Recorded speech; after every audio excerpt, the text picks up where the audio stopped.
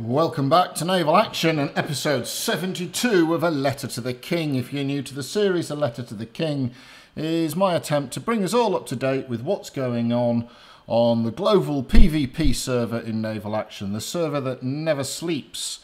Unless you were me yesterday and you didn't feel too good. I had almost the flu, so I did sleep, so hence episode 72 is a day later than normal. I apologise. I would chastise myself, but my excuse passes my own tests. And actually in a couple of weeks I have some business travel, so you might actually get it a day early, so I think the ledger will probably balance up. Anyway, enough of that tittle-tattle. Where were we last week? And if we take ourselves back to the start of last week, the Antilles peace deal was holding and it would never be broken was generally the feeling amongst the captains. The pirates had captured New Orleans, and in actually a very good battle they'd managed to take Georgetown in a battle that, to be honest, they probably should have lost, looking at the ships in battle. But once again, a cohesive fleet defeated a mishmash of clans. I do feel sorry for the British leadership trying to drill 6 or 7 different groups to do the same thing. But it was a good victory for the pirates. They probably had the lesser of the fleets, and I think they won it something like 8 ships to 1. There wasn't much conquest outside of that last week, but what there was an enormous amount of French agitation around the pirate homeland. They even had a little faux run at one of the ports here in an attempt to knock over some pirate first rates. That was about it. I think the last week as well, I think the pirates defended a pitiful attempt to retake Savannah-la-Mar. So let's have a look at what happened, or what our political situation is first this week. Well, it has changed somewhat. The Brits and the French are no longer on any negative footing at all. I've got them as a non-aggression at the moment. However, the poor old French seem to be at war with every man and his dog. See what I did there? They seem to be being attacked by the pirates, the Danes, and even the Swedes, God help you. And the Brits are obviously clearly at war with the pirates. So let's have a little look. So, as I said, the French have been sailing around pirate hometown and causing all sorts of a mess, reportedly sinking over 80 ships in a week's malarkey. Well, the pirates, who, to be honest, are desperate for combat. They're just looking for someone to have a fight with. They're the biggest, most organised kid on the block, and they really are trying to find some opponents. The pirates decided to take it to the French, and so they ran up hostility in the Antilles itself, but probably after having to defend an attack on Cap Francis that wasn't really an attack. I've not even bothered to show it. But really, what surprised me was after the pirates went for St. Lucie, the Danes lit up the Windward Islands, Dominica, Grande-Terre, Basse-Terre, and so on and so forth. And this led to an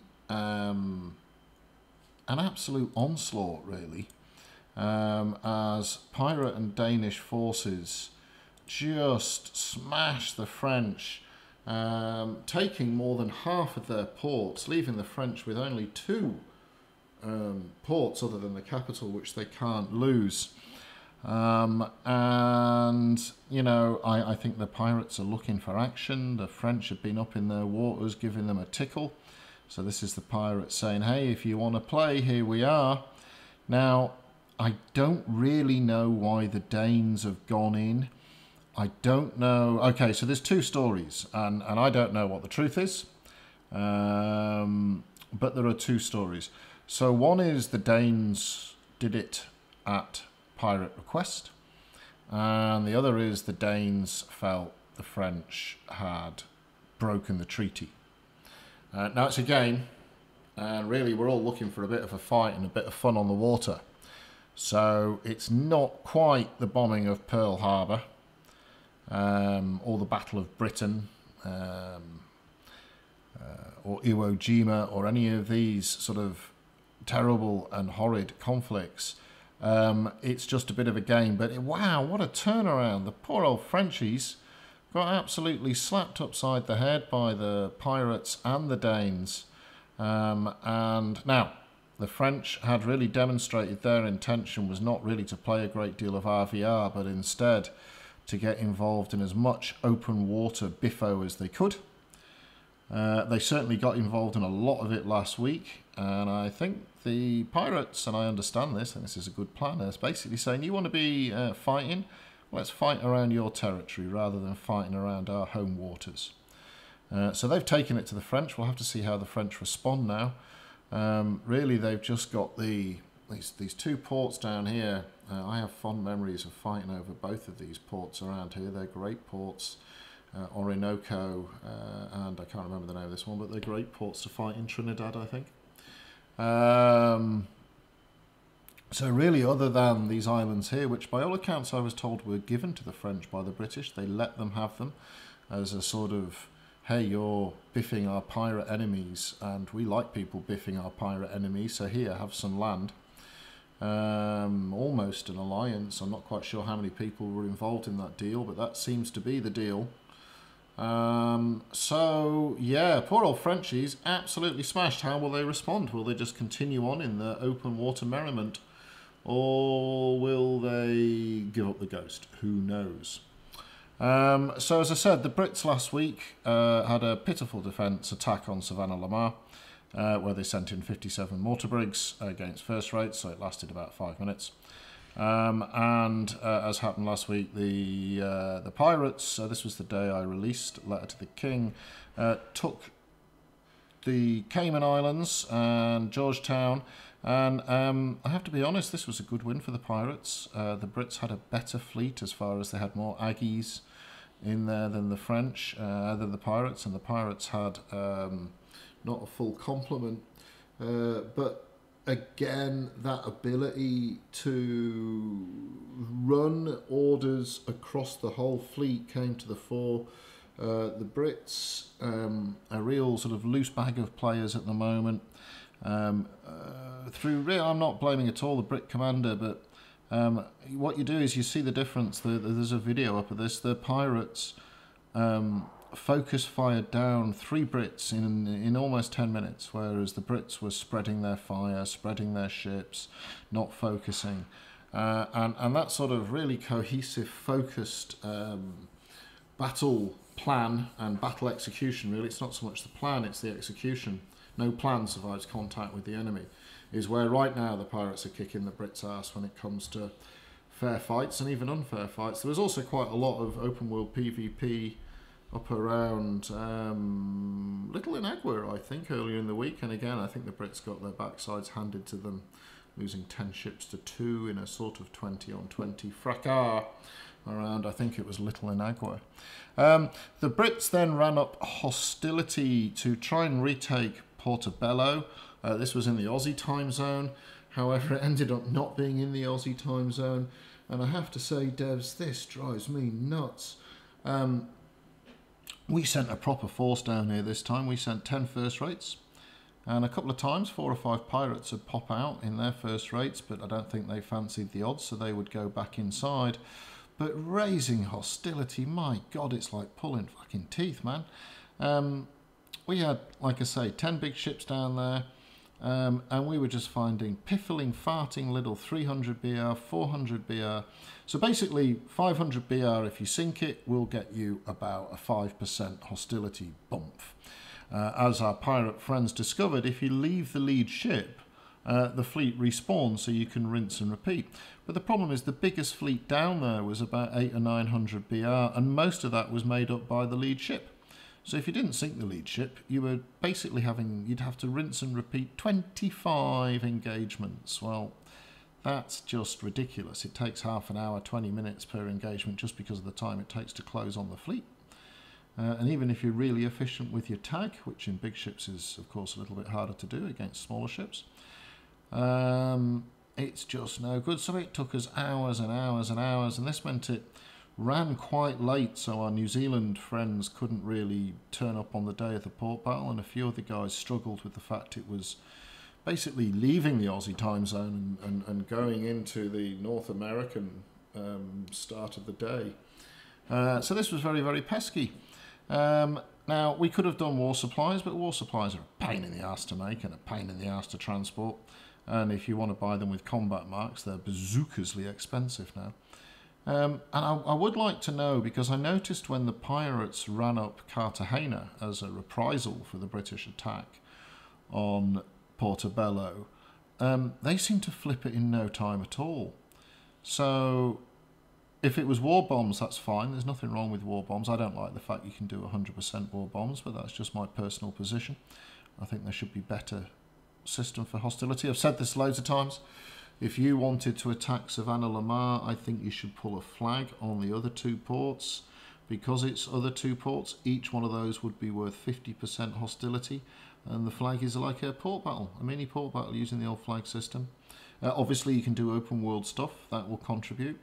But if you say down here at Portobello, which I think has got 4 ports, each of these ports would be worth 25% if you ran a flag into them, and so on and so forth. They could balance that, perhaps make every port worth 33%. I don't know, but they could balance it. But this fleet, I don't understand how the pirates were running up hostility in lumps of 20 and 25%, which means they're killing 2,500 BR. When we just simply couldn't find a pirate fleet. I think the highest pirate fleet we saw was 1,000 BR. That's 10%. And I think that was a third rate and a couple of little shitters with it. A third rate, a Trink and an Essex or something along those lines. So even then, you know, that's 10 battles. And if you've got 10 ships and there's only one active fleet at a time, it's not like you can split them into 2 groups and half of you kill the shitty fleet while the other half of you sit on the water waiting. So sending down more ships doesn't really help. So I would love to know how the pirates managed to run up hostility so quickly. Are there simply more national fleets than there is? Is there some sort of problem with pirate fleets? Can pirates attack fleets of any nation and raise hostility? I don't know. I don't understand why we have to spend 10 hours grinding to get hostility up without using hostility bombs. And the pirates flip it in a couple of hours. I don't understand. Now, if they're using war bombs, that's absolutely fine. I understand it. But I would like to know if there's some thing that makes raising hostility such a grind that I'm oblivious of, and so were the 10 or so captains who sailed with me. Now, unfortunately, when we turned up to take Portobello, because it was very late, we only had 10 of the 15 first rates we intended to bring, and a bunch of lads who just rocked up because they're good sorts in 4th and 5th rates, mostly 5th rates. We were kind of hoping to catch the pirates off guard. Now, they did run up Cartegena so quickly that it did mean their fleet would be in the area. We were hoping their fleet would still be over here. But unfortunately, so we came down with 10 firsts and 4 or 5 fifths and fourths and a mortar brig, and outrolled 15 or 16 or maybe even 17 first rates, backed up by Bucentaires and Bolognas, and I think the smallest ship they had was a Constitution, 1 Constitution. And so they outnumbered us 3-2 with first rates, and they outnumbered us in ships, and their not first rates were way better than our not first rates. And I have to say, and I really don't like doing this, but I've probably participated in, over the last 18 months, I don't know, 100 port battles.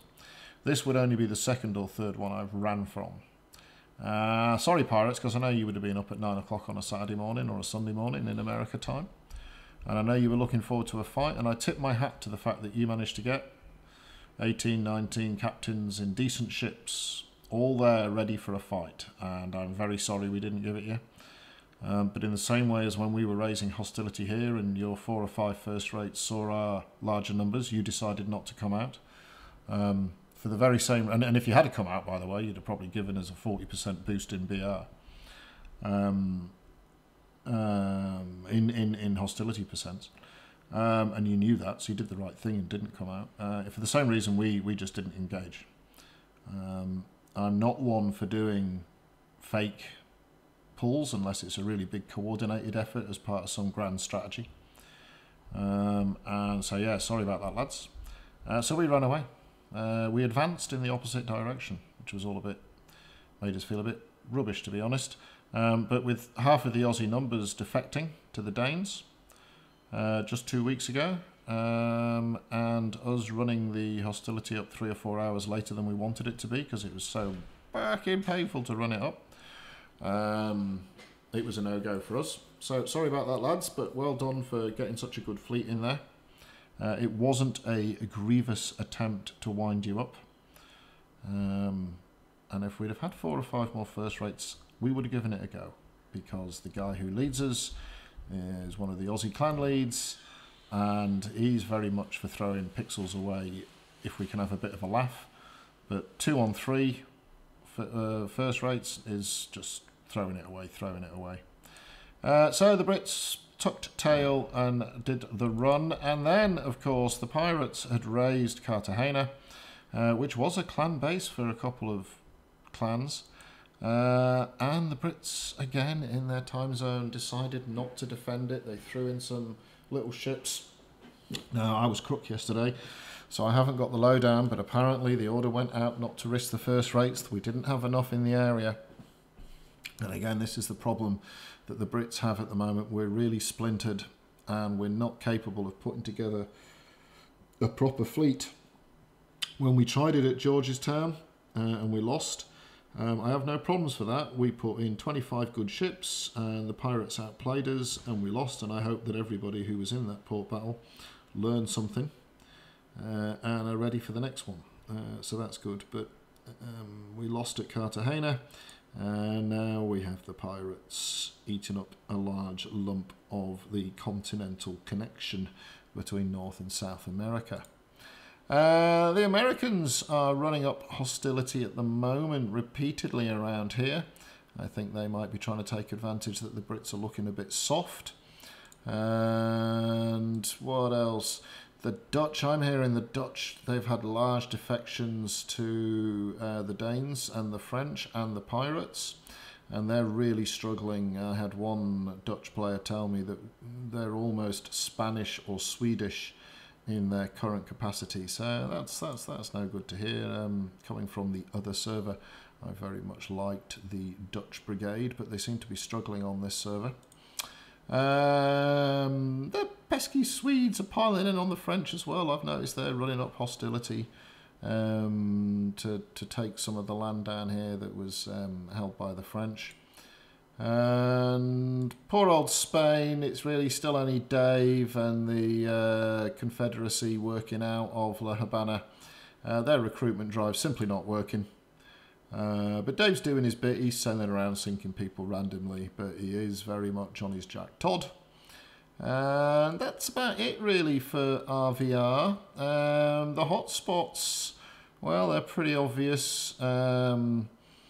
Find where the pirates or the French are and go next door, and that's really where the hotspots will be. The normal stuff around KPR, I think the Antilles is going to be fun. I'll be interested to see what happens around the Portillo and Cartagena region, and whether or not the Brits can get their stuff together. Let's hope they can. So we might see, I don't know if we'll see the pirates push out from this beachhead they've created here. I don't know if we'll see the French fight back. I've noticed they're raising hostility. What are these Americans up to? I think that's where there might be some storm clouds. But probably some of the biggest news of the week and some of the most surprising news of the week came from the devs. Oh my God. So they announced this utter rejig of the entire RVR system to really take it away from being nation-based and make it sort of clan-based, but it's not clans.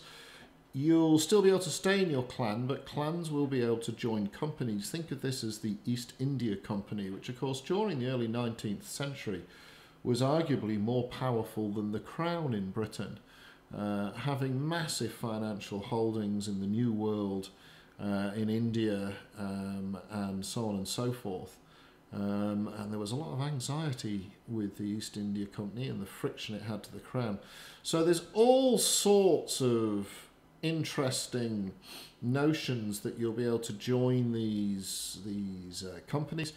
There isn't enough detail to know how it works, but some of the stuff they're talking about is changing the whole way the map works. So if you like, if I just go back, the outer fringes of the map will be national holdings, and then the centre of the map will be winnable RVR ports that you can take with one of these companies.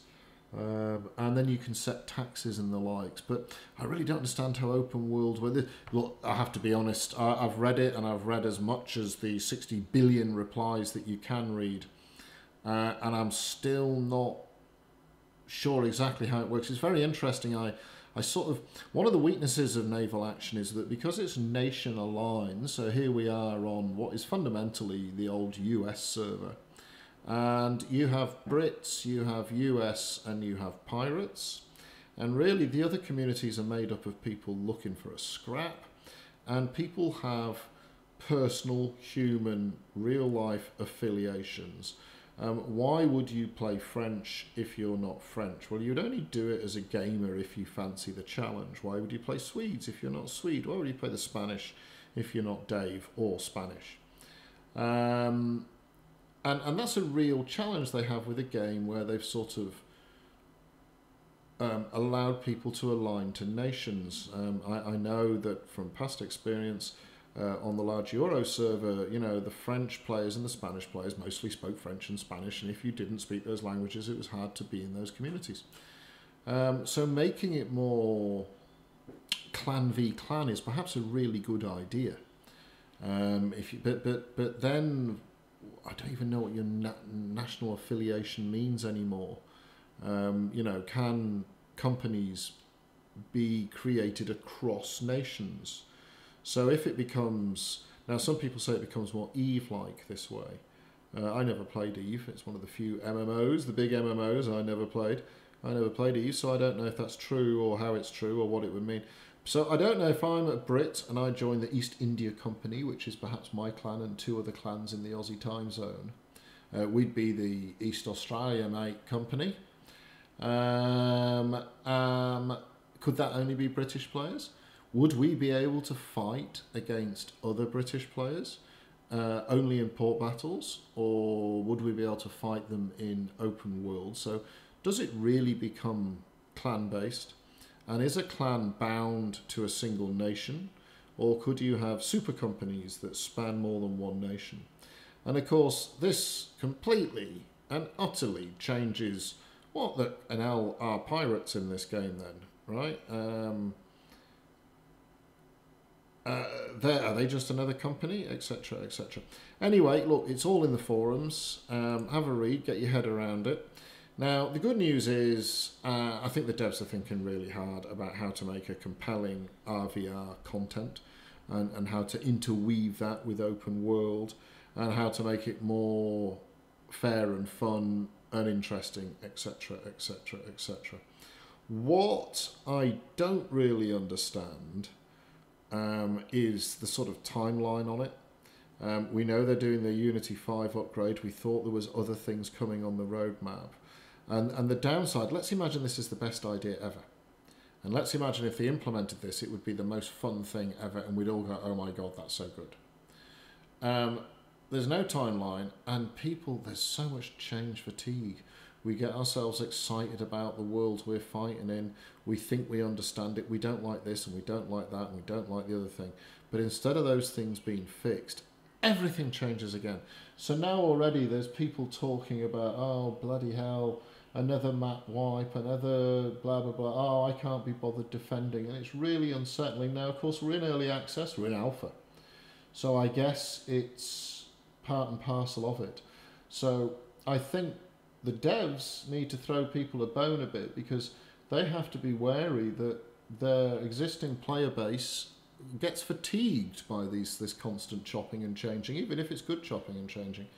And they're not winning enough new players. And if this is the best idea in the world, but you've only got 300 captains sailing around, you won't know it's the best idea in the world because it probably won't work with 300 captains online. Or even 500 captains online, or even 700 captains online. We need more. And I really think I think at the moment, with the numbers on both servers, they're beginning to dwindle slightly more quickly than I was hoping they would. They held possibly longer than I thought they would, and now they're beginning to dwindle. So anyway, look, I really strongly advise you to jump onto the forums and have a read. I'll stick a link in the description. Chuck your tuppence in. I actually think what they're suggesting is the nub of it. There's really not enough detail for me to know, but the nub of it sounds quite interesting. It might solve the national wibbly wobbliness that there is right now, where super nations just dominate the map. By making it more clan based, that might be more fun. We'll see, won't we? So there you go. So there's big news again, and it's like whoosh out in the middle of nowhere. So well done for sharing, well done for chatting. It would be good to give us a timeline. This is at least 6 months away. We're just forming ideas and looking for input, chaps. Or this is next month. So chuck your first rates up against the Pirates tomorrow, because it all changes. All right, that would be good. Just to give us a thing. And look, at least they're thinking and trying to grow it. It's all good. But it's a bit tiring if every time you put your effort into organising something and boosh, it all changes. Curse of alphas, eh? Difficult stuff. Anyway, just back to the player highlights. Poor old France was smashed. The Brits have demonstrated their meekness, and the Pirates are still kings. And on the tally of splinters, sail and blood, we see the Pirates retain their top of the pops. The Brits fall below 100 ports. The Danes have an absolute cracker, mostly at the expense of the poor old Frenchies. Between them and the Pirates, they've given the Frenchies an absolutely slap and tickle. The Pirates get the victory mark again, and they will continue to get the victory mark probably until they get rid of victory marks, on this server at least. So that's it for this week's naval action. Sorry it's a day late. Illness is poor excuse, Jeheil.